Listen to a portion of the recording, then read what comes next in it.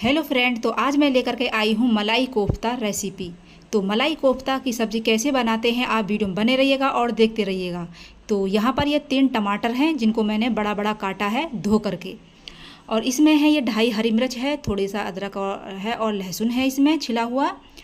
और इसमें है ये 15-20 काजू हैं, तो इनको भी इसमें डालना है। और ये मेरे पास में 2 आलू हैं उबले हुए, और ये 100 ग्राम का पीस है पनीर का। और इसमें ये 2 प्याज हैं जिनको मैंने मोटा मोटा काटा है। तो सबसे पहले हम ग्रेवी तैयार करेंगे अपने इन कोफ्तों की। तो टमाटर है, काजू है और ये अदरक लहसुन है और प्याज है, इनका हम ग्रेवी तैयार करते हैं।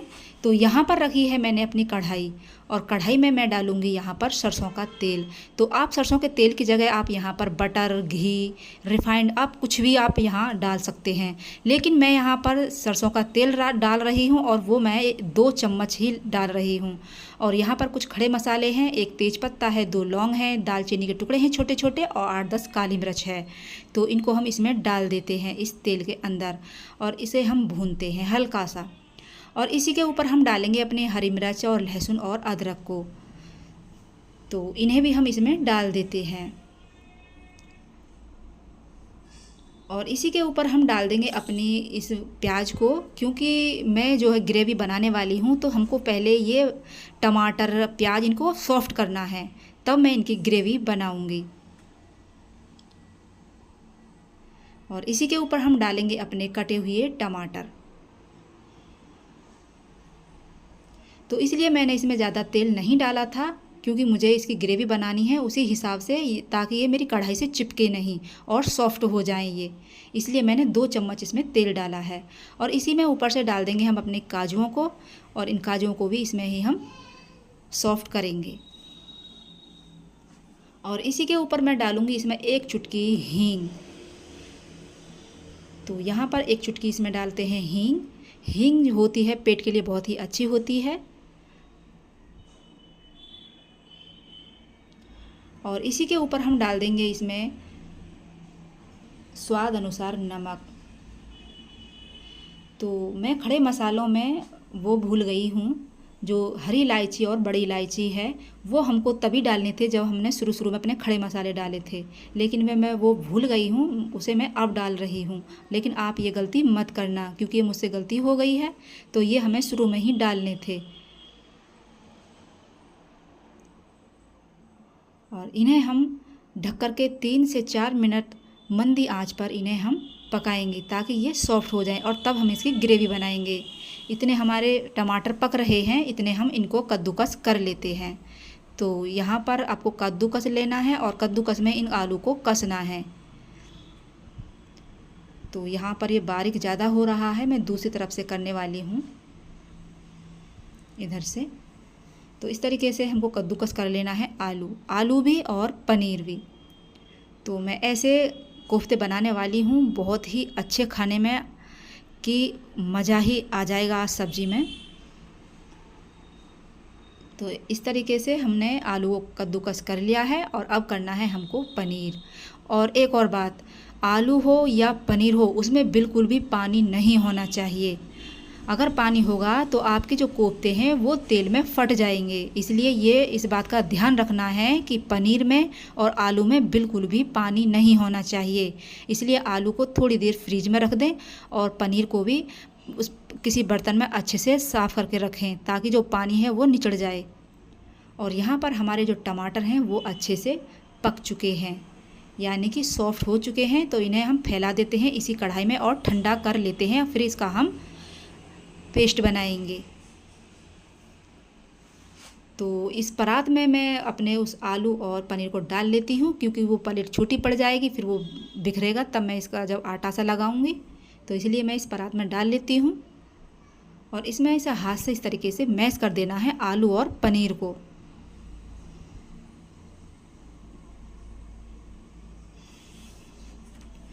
तो ये सब्ज़ी खाने में बहुत ही ज़्यादा टेस्टी लगती है। इस सब्ज़ी को बच्चे भी बड़े भी सभी पसंद करते हैं, और ये डेली नहीं बनाई जाती है, ये कभी कभी कोई घर में फंक्शन हो तब इसे हम बना सकते हैं। तो यहाँ पर इसमें मैं डाल रही हूँ 4 से 5 चम्मच भर के मैदा, क्योंकि मैदा जो होगा इससे ये फूटेंगे नहीं। और आपके जो कोफ्ते हैं वो बहुत ही सॉफ्ट बनेंगे। और इसी में मैंने डाली हैं 2 हरी मिर्च जिनको मैंने बारीक काटा है, और इसी के ऊपर हम डाल देंगे थोड़ा सा हरा धनिया। और यहाँ पर जाएगा इसमें आधा चम्मच गरम मसाला, और आधे से आधा चम्मच जाएगी इसमें लाल मिर्च, और यहाँ पर डालेंगे स्वाद अनुसार नमक। और इसे भी हम हाथ से इस तरीके से मैश कर लेंगे। तो इसका हम आटा लगाएंगे, जिसे बोलते हैं डो, वो हम इसका लगा लेते हैं अच्छे से हाथ से। तो इसमें पानी वानी नहीं डालना है और इसको ही मैश कर लेना है अच्छे से। तो जब तक ये परात से चिपकेगा हमारे बर्तन से, समझ लेना कि ये तैयार नहीं है, और जब ये चिपकना बंद हो जाए तो समझ लेना कि ये अच्छा बन चुका है। तो यहाँ पर मैंने इसको कंप्लीट कर दिया है। इस तरीके का हमको ये बनाना है। और हाथ पे हम लगाएंगे सूखा मैदा, और तब हमको ये लेना है।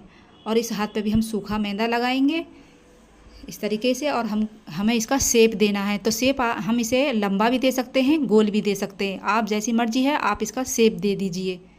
तो मैं दे रही हूँ इसका शेप लड्डू की तरह, जैसे लड्डू होते हैं गोल गोल। और इसे हम एक बर्तन में अलग रखते जाएंगे। तो मैंने लड्डू की तरह ही बनाया है। और इस तरीके से हम फिर से लेंगे, और इसमें भी हम आटा लगाएंगे इस तरीके से। तो इसमें मेवा भी भर सकते हैं हम अंदर, लेकिन मैं मेवा नहीं भर रही हूँ, मैं एकदम सादा तरीका आपको बता रही हूँ। क्योंकि बीच में इसमें काजू या वो क्या बोलते हैं उसके खरबूजे के बीज भी हम इसमें रख देते हैं, मींग, वो भी हम इसमें डाल देते हैं अंदर, जैसे हम रसगुल्ले में रखते हैं। तो इसी तरीके से हम ये तैयार कर लेते हैं। तो यहाँ पर मैंने सारे कोफ्ते बना दिए हैं, एकदम सॉफ्ट हैं।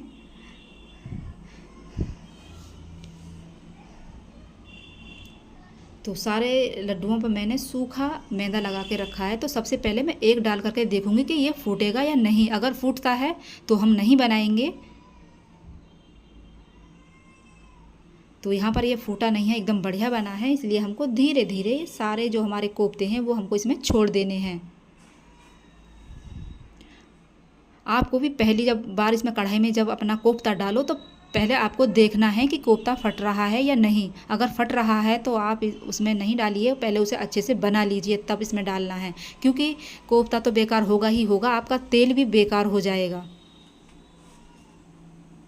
और इसे हल्के हाथ से ही चलाना है और एक साथ नहीं छेड़ना है, क्योंकि इसे धीरे धीरे और मीडियम आंच पर ही इसको सेकना है। ना ही ज़्यादा मंदी होनी चाहिए आंच और ना ही ज़्यादा तेज़ होनी चाहिए।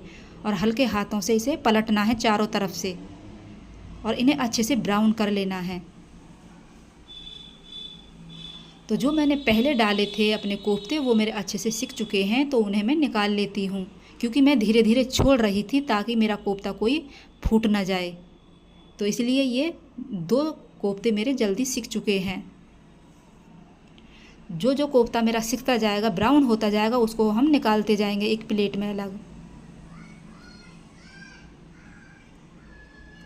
और इसी तरीके से हम सारे कोफ्तों को हम सेक लेते हैं। हमें ज़्यादा नहीं वो करने हैं ब्राउन, हल्के से ही ब्राउन करने हैं।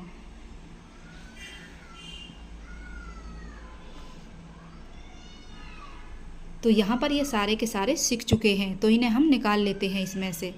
और जो तेल होगा ये फालतू, इसको हम निकाल देंगे। सिर्फ इतना ही तेल रखेंगे जितने में हम ये बनाने वाले हैं सब्ज़ी। तो कोफ्ते मेरे एकदम अच्छे से सिके हैं, एकदम बढ़िया। तो ये बहुत ही ज़्यादा सॉफ्ट हैं। तो मैंने इसमें से तेल निकाल लिया है। सिर्फ तेल उतना ही रखा है, 2 चमचा के लगभग मैंने इसमें तेल रखा है जितने में मैं ये सब्ज़ी बनाने वाली हूँ। अगर आप तेल ज़्यादा नहीं खाते हैं तो आप इसमें कम कर सकते हैं। तो सबसे पहले हम इसमें डालेंगे 1 चम्मच जीरा। और जीरा भुनने के बाद इसमें मैं ऊपर से डालूँगी थोड़े से अदरक और लहसुन को, जिसको मैंने कूट लिया था। तो उसे मैं इसमें डालने वाली हूँ। तो इसे भी हम इसमें डाल देंगे। और इसी के ऊपर हम डालेंगे अपनी उस पेस्ट को, जो हमने टमाटर, प्याज और काजू का जो बनाकर तैयार किया था।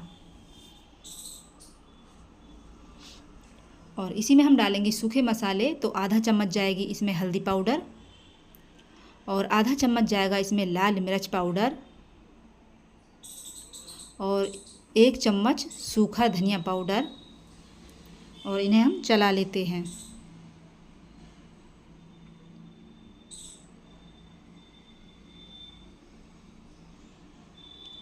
तो मसाले को हमें अच्छे से भूनना है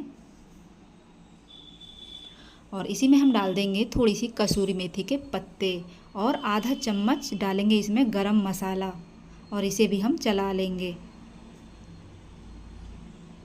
तो आज सब्ज़ी इतनी अच्छी बनने वाली है हमारे कोफ्ते की कि बहुत ही अच्छी। और इसी में हम डालेंगे, ये मैंने अपने घर के दूध के ही मलाई डाली है, तो ये मैंने आधा कटोरी मलाई है जो मैंने इसमें डाली है, क्योंकि ये इसी से ये रेसिपी बनती है और इससे ग्रेवी पर अच्छा कलर आता है। तो इसमें पानी भी हमको हिसाब से डालना है, तो इसमें ज़्यादा पानी नहीं डालना है। तो मैं इसमें पानी डाल रही हूँ 1.5 कटोरी। तो जो ये कोफ्ते होते हैं वो लिपटमा ही अच्छे होते हैं, ताकि जो हमारी ग्रेवी है वो हमारे कोफ्ते पे चारों तरफ चिपकी रहे, तभी वो हमारे कोफ्ते खाने में बहुत अच्छे लगते हैं। अगर हमने ये ग्रेवी ज़्यादा पतली कर दी तो वो हमारे कोफ्ते पे नहीं टिकेगी, वो नीचे चली जाएगी और कोफ्ता हमारा अलग दिखाई देगा। इसलिए हमको ग्रेवी ऐसी बनानी है ताकि जो हमारी ग्रेवी है वो हमारे लड्डू पे चारों तरफ चिपकी रहे। और इसमें हमें अब डाला है फिर से नमक स्वाद अनुसार, और तब हमको ये ग्रेवी पकानी है।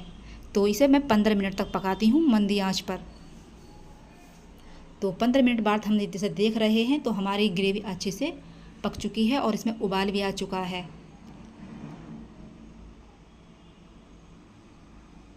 तो आप इसे यहाँ ग्रेवी में आप यहाँ पर बटर या घी भी डाल सकते हो इस ग्रेवी में।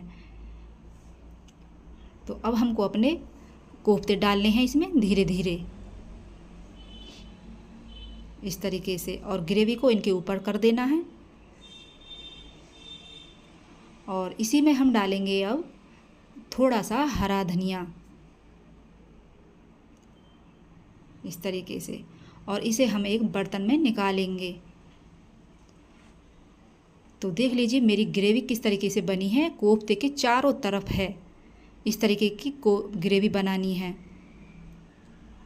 तो ये सब्ज़ी बहुत ही अच्छी लगती है खाने में। इस सब्ज़ी को हम रोटी के साथ में, पराठे के साथ में, पूड़ी के साथ में और चावलों के साथ में खा सकते हैं। तो इस पे ऊपर से फिर से हमको मलाई डालनी है, ये तभी होता है मलाई कोफ्ता। इस तरीके से मलाई कोफ्ता की सब्ज़ी बनाई जाती है। तो इसे बनाने में ज़्यादा कठिनाई या परेशानी नहीं होती है, ये बहुत ही आसान तरीके से बन जाती है। तो ये बन चुके, देख लीजिए कितना अच्छा कलर आया है और कितनी अच्छी मेरी ये रेसिपी बनी है।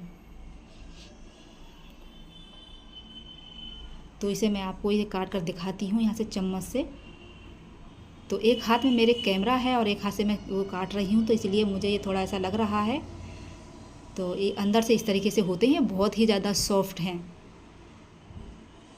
तो अगर आपको ये मेरी रेसिपी पसंद आई हो तो चैनल को ज़रूर सब्सक्राइब करें और लाइक करें वीडियो और शेयर करें। मैं फिर मिलती हूँ आपको अपनी नई